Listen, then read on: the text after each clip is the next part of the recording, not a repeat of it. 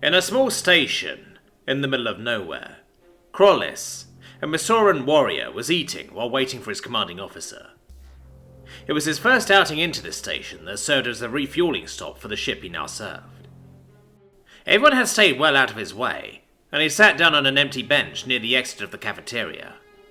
It had struck him as odd that no one was seating there already, since most other available spots were occupied. The same people who had avoided his gaze decided to look at him angrily, as he messily began to eat the meal he had brought, but he didn't care.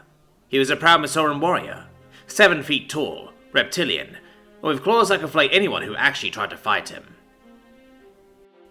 After finishing eating the rather well-cooked meat on a stick, he was about to leave when something peculiar happened. An Imorak, 4 feet tall, grey-skinned and with big black eyes, was floating in front of his face. "The hell do you want?" The Imorak floated closer to the large warrior, until he was mere inches from his face. "Clean that up." The small grey man pointed at the bench. The Masoran had expected many things, but this was not one of them. Before he could say anything, however, his commanding officer had entered the cafeteria. The man was large, even by Masoran standards, and had a labyrinth of scars on his face.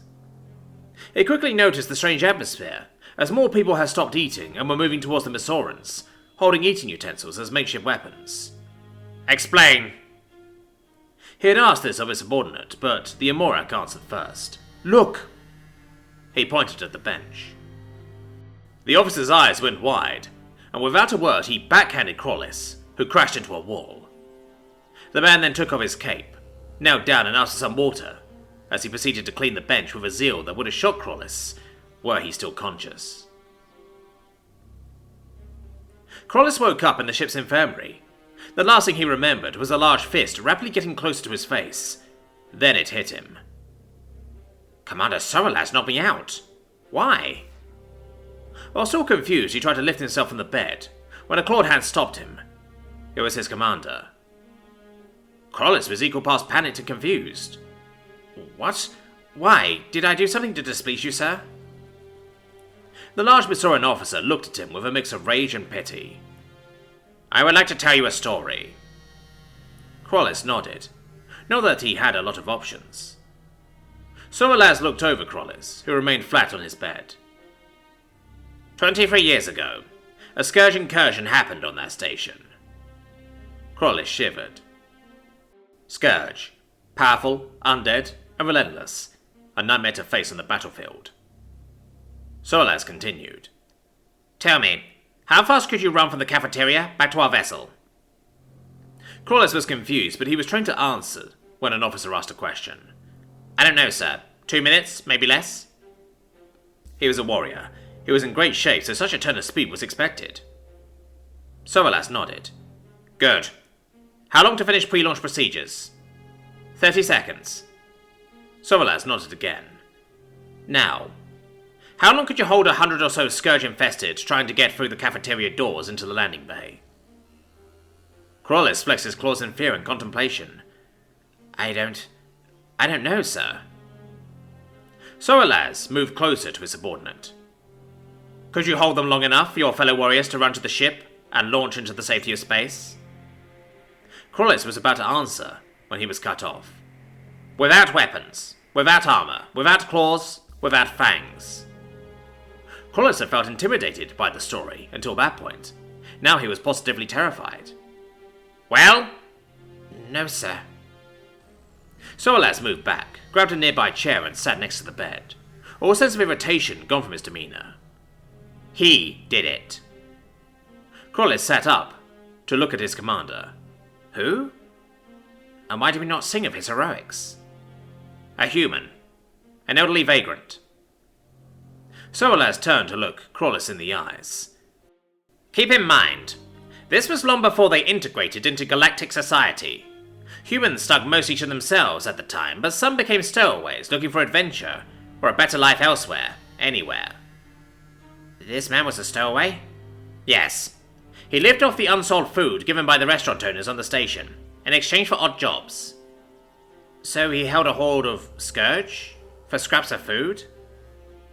Sorrelaz bolted out of the chair and grabbed Crawlis by the neck, and lifted him off the bed one-handed. No! He did it for the respect they showed him. Respect they continue to show him by keeping the bench he called home after closing hours free of even a speck of dust. Crawlis put him down not too gently. Crawlis understood his mistake, and he felt many things, chief among them shame. He should have asked for more information before venturing into the station. He had disrespected an honourable warrior who had died in the protection of others. What was his name? I need to make proper amends. Crawlis looked pleased at Crawlis, but the look faded into sadness.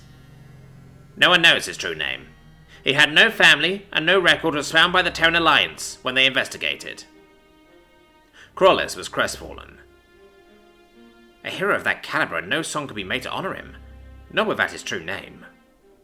All we know is that he held the doors closed for over 7 minutes, without weapons, without armour, without claws, without fangs, without hope of survival, and maybe that is enough. Crawlis got up and looked himself in the mirror. Could I ever do such a thing?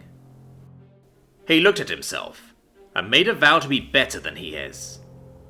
He lifted his hand to his face, and under his right eye he carved the number 7 with his own claws. 30 years later, in the middle of the Crawlis and human conflict, as a Terran Alliance colony was about to be overrun by an overwhelming number of Crawlis ships, a small fleet of Visoran vessels interposed themselves. While the colony asked why they were doing so, as they were not allies or even on amicable terms, the Visoran fleet commander, a warrior sporting the number 7 under his right eye, responded, He stood alone for 7 minutes, without weapons, without armour, without claws, without fangs. The Visoran fleet will stand for 7 days and 7 nights. This marked a turning point in Visoran-human relationships, from barely tolerating one another to fast friends. Crawlis, the hero of the 12-day siege of Acheron 6, was immortalized in song, and many young Visoran, awed by his tale, wondered who the man who stood alone was. They would all eventually make their way to a small refueling station in the outskirts of the Visoran Terran territory, where a bench is kept immaculate to this day.